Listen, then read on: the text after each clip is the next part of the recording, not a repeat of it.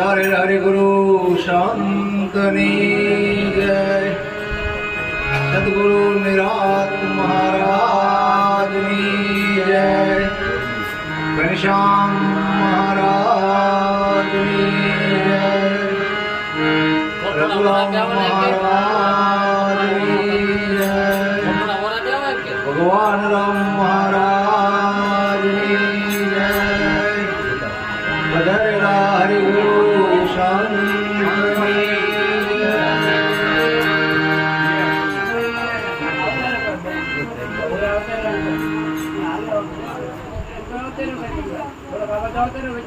આજે લીમોડા ગામની પવિત્ર અને પાવન ધરાવ પર ગુરુ પૂર્ણિમા નિમિત્તે આપણે ભગવાન રામ મહારાજને અહીંયા ભજન અને ભોજનનું આયોજન કર્યું છે અને છેક દૂર દૂરની ગામથી સંતો અને ભક્તો એના લાભ લેવા પધાર્યા છે. તો આ ગુરુ મહિમા હરેક સંતો મહાપુરુષોએ ગાયો છે. નામી અનામી સંતો જેને કોઈ નામ લેવી તો કંઈ પાર આવે એવું નથી એવો મહિમા ગાયો છે. અને આજે બધા ભક્તો સાથે આપણે એ જ કરવા બેઠા છે મારા વાલા. એટલે ગુરુ એટલે અંધકાર, રૂ એટલે પ્રકાશ. અંધકારમાંથી જે પ્રકાશ તરફ લઈ જાય એને ગુરુ કહેવાય. હવે અંધકાર એટલે અજ્ઞાન અને પ્રકાશ એટલે જ્ઞાન. તો જ્ઞાન શીનું કે સદગુરુ મહારાજે જે આપણને પોતાનું નિજનું જ્ઞાન કરાયું છે એ જ્ઞાન એ જ ખરું જ્ઞાન છે. બીજું બધું અજ્ઞાન છે. આના સિવાય જે કે આ જગતમાં જાણવામાં આવે છે એ બધું અજ્ઞાન છે. કે જે નિજનું જ્ઞાન છે ને એ દશર જ્ઞાન છે. એમ કહેવાય છે કે ચોખ્ખું ઘી રંગીલા મહારાજ આ દેશી ગામમાં ચોખ્ખું ઘી મારા વાળા. હવે તો એક એનો દાખલો આપું. એમાં કૃષ્ણ પરમાત્માની એક અર્જુનની વાત મૂકું તમને. એક સંવાદમાં એ વાત કરે છે. કૃષ્ણ પરમાત્મા અર્જુનને કહે છે કે હે અર્જુન, આ શરીર એક ક્ષેત્ર છે અને આ શરીરને જાણવા વાળો જે છે ને એ ક્ષેત્રજ્ઞ કહેવાય છે. ક્ષેત્રજ્ઞમ ચ પિમાર્મ વૃદ્ધિ સર્વ ક્ષેત્રેષુ ભારત ક્ષેત્ર ક્ષેત્રજ્ઞાય જ્ઞાનમ યત યત જ્ઞાનમ મતમ મમ. આ શરીર એક ક્ષેત્ર છે અને શરીરને જાણવા વાળો ક્ષેત્રજ્ઞ છે. એમ તું આ જગત એક ક્ષેત્ર જાણ. આનામાં જે રહેવા વાળો જગતને જે ચલાવવા વાળો જે છે ને એ ક્ષેત્રજ્ઞ જાણ. અને ક્ષેત્રજ્ઞનો જે જ્ઞાન છે એ જ ખરું જ્ઞાન છે. બાકી બીજું બધું અજ્ઞાન છે. એટલે આ જ્ઞાન જે સદગુરુ મહારાજે આપણને કરાવ્યું છે કંઈક અનંત જન્મોના જો પુણ્ય પ્રાપ્ત જાગૃત થયા અમારા વાલા તો આ જ્ઞાનની પ્રાપ્તિ થાય એવું છે, નહીં થાય એવું નથી. એટલે બડે ભાગ્ય છે બધા ભક્તો આ સદગુરુના સાનિધ્યમાં આપણને એને વાણીનો લાભ મળ્યો છે. અને ભગવાન રામ મહારાજને ત્યાં આજે એમ કહેવાય ને આજ તો લગભગ ત્રીજી વાર દર ગુરુ પૂર્ણિમામાં વખતે અરે ભજન અને પૂજન આપણે ભગવાન રામ મહારાજને અહીંયા દર ગુરુ પૂર્ણિમા થાય છે. તો આપણે એને ધન્યવાદ દેવો પડે અને બધા એકવાર એને તાળીઓથી વધાવો. બોલો સદગુરુ મહારાજની જય. તો આ યજ્ઞ સમાન કીધું. આમાં ગીતાજીમાં આનો એક ઉલ્લેખ છે કે શ્રેયાન્દ્રયોમ યાત યજ્ઞ જ્ઞાન યજ્ઞ પરમ તપ સર્વમ કર્માખિલમ પ્રાર્થ જ્ઞાને પરિસમાપ્યતે. એ બાળ જે કર્મ છે એમાં ધન યજ્ઞ કરતા દ્રવ્ય યજ્ઞ કરતા જ્ઞાન યજ્ઞ શ્રેષ્ઠ છે. ઘઉં જવ તલ ઘી અને હોમી અને જે કઈ હવન કરવામાં આવે મહારાજ એને દ્રવ્ય યજ્ઞ કહેવાય. અને જમાડે ભોજન એને દ્રવ્ય યજ્ઞ જ કહેવાય. આજે એ પણ થયું. અને આજે રાત્રે સંતવાણીનો જે આપણે આયોજન છે એ જ્ઞાન યજ્ઞ છે. એટલે દ્રવ્ય યજ્ઞ અને જ્ઞાન યજ્ઞ બે આજે ભજન અને ભોજન એ બધા ભક્તોને લાભ મળ્યો છે. તો ખૂબ બળભાગી છે ભક્તો બધા. અને જેમ છે એમ સદગુરુ મહારાજના સાનિધ્યમાં બધા ભક્તોને એનો લાભ મળે છે. બીજું તો આ તો બધા મહાપુરુષો જે બધા ભક્તો જે છે એ બધા સદગુરુ મહારાજના બોધક જ છે. આમાં બીજું તો વિશેષ શું કહેવાનું હોય.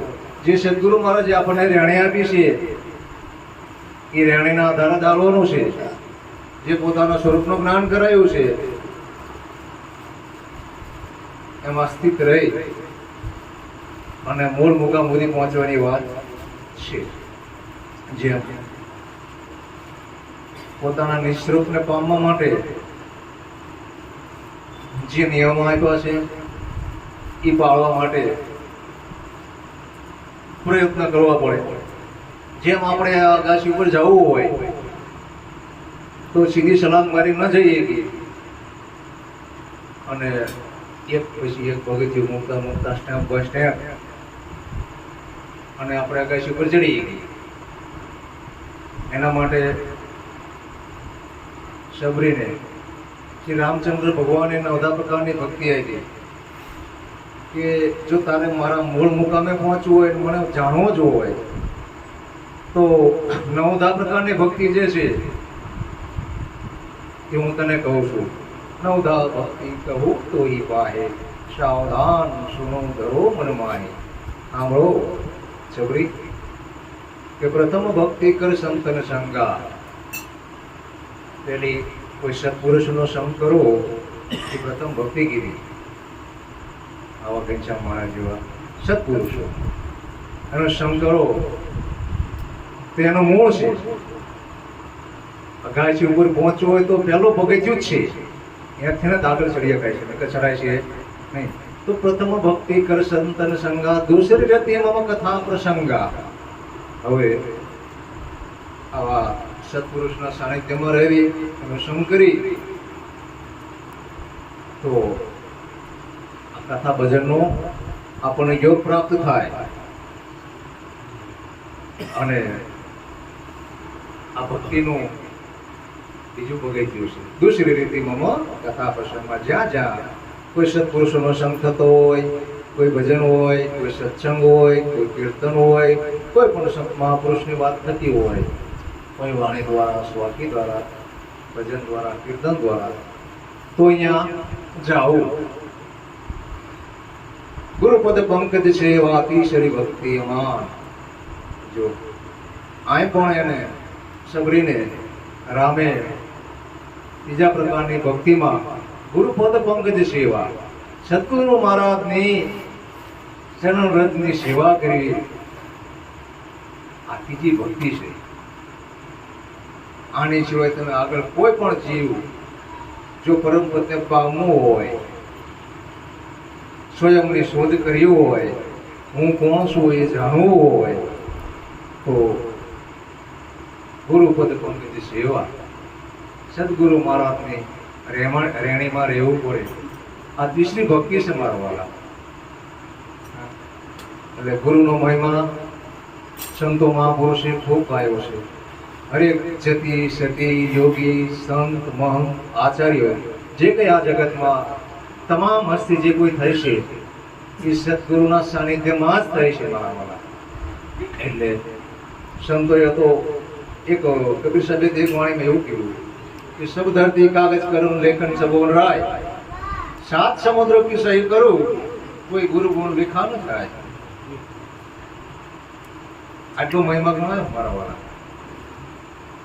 એટલે ગુરુ વિના જ્ઞાન ન બજે ગુરુ વિના મટે નહીં ભેદ ગુરુ વિના સંશય ન ટળે ભલે વાંચો ચારો વેદ જ્ઞાન જગતનું છે પણ પોતાનું જ્ઞાન નથી આ જ્ઞાન પોતાનું જે છે એ મેજનું જે જ્ઞાન છે એ સદગુરુ વગર કોઈ શક્ય નથી એટલે ગુરુપદ પંકજ સેવાથી શ્રી ભક્તિ અમાન ચોથી મમ ગુણ ગાન કરહી કપટ તજી ગાન મારા ગુણોનું ગાન કરવું એ ચોથી ભક્તિ છે કારણ કે આ જગતમાં રામ કે કૃષ્ણ કે કોઈ પણ મહાપુરુષ કોઈ ભગવાન કે કોઈ પણ હોય એ ગુણથી પૂજાય છે એટલે ગુણોનું ગાન કરવું મંત્ર જાપ મન દૃઢ વિશ્વાસા પંચમ ભજન છો વેદ પ્રકાશા સદગુરુ મહારાજે જે નામ આપ્યું છે એ નામ ઉપર દૃઢ વિશ્વાસ વિશ્વાસ ગચું બચ્યું નહીં જેવો તેવો નહીં દૃઢ વિશ્વાસ હોવો જોઈએ મંત્ર જાપ મન દૃઢ વિશ્વાસા પંચમ ભજન છો વેદ પ્રકાશા આ વેદ સિદ્ધ મંત્ર છે આના પર પૂર્ણ વિશ્વાસ હોય તો જમશે પાકું થાય વિશ્વાસ જેવું કંઈ થાય એવું છે મૂળ પાયો છે વિશ્વાસ છે આ જગતના તમામ કાર્યો હરેક કાર્ય જે કંઈ થઈ રહ્યા છે ને એ વિશ્વાસથી થઈ રહ્યા અમારા વાલા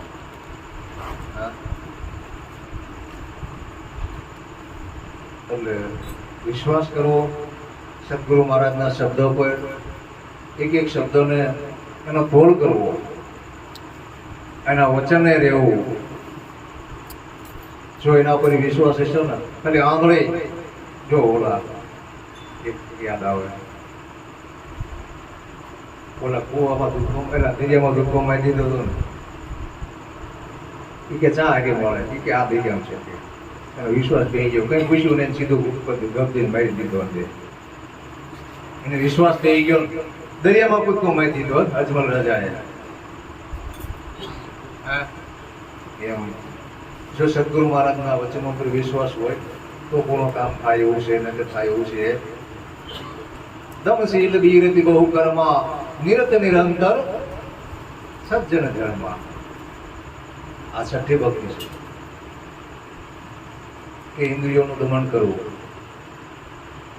જે કોઈ વિષયોમાં જે આસક્ત છે ઇન્દ્રિયો શબ્દ સ્પર્શ રૂપ રસ અને ગંધમાં આ જીવ અનંત જન્મોથી જે લોપાયમાન થયો છે અને આસક્ત થયો છે એ ઇન્દ્રિયોનું દમન કરવું વિષયોની અંદર એની વૃત્તિ ખેંચાઈ રહી છે એટલે આ પાંચ વિષયો જે છે એ માણસના મહાન શત્રુ છે એક એક વિષયની અંદર એક એક જીવાત્માનો નાશ થાય છે તો મનુષ્યમાં તો પાંચે પાંચ શબ્દ સ્પર્શ રૂપ રસ ગંધ ભરેલા છે મારા વાલા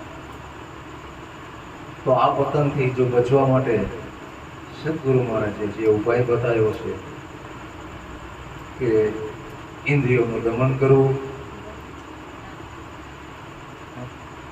અને મનને જ્યાં ત્યાં જતું હોય ત્યાંથી રોકી અને સંત મહાપુરુષોએ જે કંઈ જે ધર્મ પાળે છે એનું આચરણ મારે એવું મારા વાલા સાતવમ સમમોહિમય જગદેખા મોટે અધિક સંત કરી લેખા આખું જગત મારામય જોવું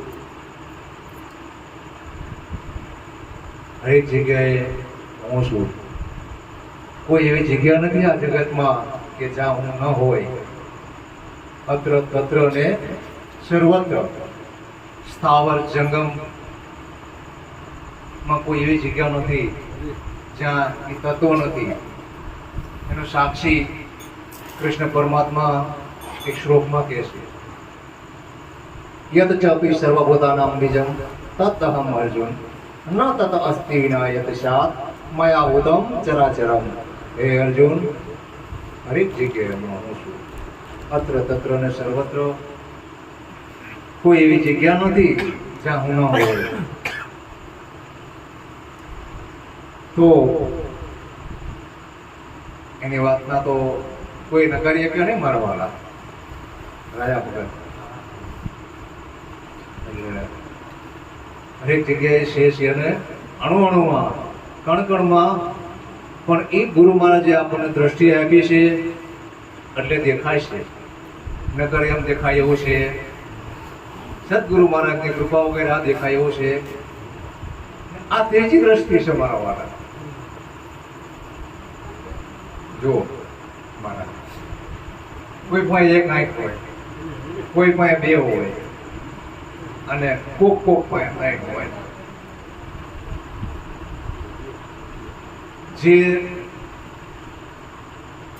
જેની પાસે એક આંખ છે ને એ ઇન્દ્રિયના વિષયોનો ભોગવે છે ને એને સમજવું આ એક આંખ વાળો છે, એક આંખે બારવા. અને જેને પાસે કોઈ ભજન, કોઈ સત્સંગ, કોઈ વ્યવહારિક જ્ઞાન છે આવું બધું જતો હોય એને સમજવું કે એની પાસે બે આંખ છે. પણ જેની પાસે અત્ર તત્ર ને સર્વત્ર સર્વભૂતસ્થમ આત્માનમ સર્વભૂતાની ચ આત્માને ઈક્ષતે યોગ યુક્ત આત્મા સર્વત્ર સમદર્શનમ. જેની પાસે સર્વ માટે સમદ્રષ્ટિ છે, હરેકમાં પોતાને રહેલો જોવે છે અને પોતામાં હરેકને જોવે છે ને આની પાસે ત્રીજી આંખ છે. પણ આ જે ત્રીજી આંખ છે ને એ સદગુરુની કૃપા સિવાય થાય એવું છે, એને મળે છે એવું છે નહીં. એટલે આ ગુરુ કૃપા થાય બરાબર તારે ત્રીજી આંખ મળે એવું છે. એટલે આ સાતમી ભક્તિ કીધી ત્યાં પહોંચવા માટે. હવે આઠમીમાં કહે છે, આઠવમ જથા લાભ સંતોષા સપને હું નહીં દેખું પર દોષા. જેટલું કાંઈ મળ્યું છે એમાં સંતોષ માનવો. જે આપણને આપ્યું છે એમાં સંતોષ માનવો અને કોઈ પારકા અવગુણ જોવા નહીં, કોઈના ઉપર રાગ કે દેશ રાખવો નહીં. એ આઠમી ભક્તિ છે. કારણ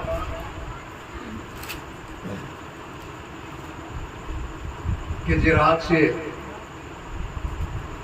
એ માણસનો મહાન શત્રુ છે. રાગ મતલબ આસક્તિ. કોઈ પણ ચીજ વસ્તુમાં આપણને જ્યારે ગમી જાય એટલે આપણને ફરી વાર એને ભોગવવાની ઈચ્છા થાય અને ફરી વાર ભોગવી પાછું ફરી વાર એને ભોગવવાની ઈચ્છા થાય. એટલે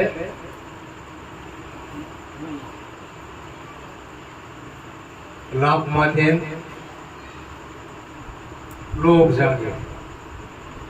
જે રાગ છે ને એમાંથી લોભ જાગે કે વારંવાર આ વસ્તુને ભોગવું. અને જો એ વસ્તુ કદાચ ન મળે તો એમાંથી આપણને ક્રોધ જાગે. એટલે જો એ મળે તોય નુકસાની અને ન મળે તોય નુકસાન. એટલે આ રાગ છે એ મનુષ્યનો મહાન શત્રુ છે મારવાના. એટલે અને જો એ વસ્તુ આપણને મળે પછી વારંવાર જો એને ભોગવીને એની પર મોહ લાગે.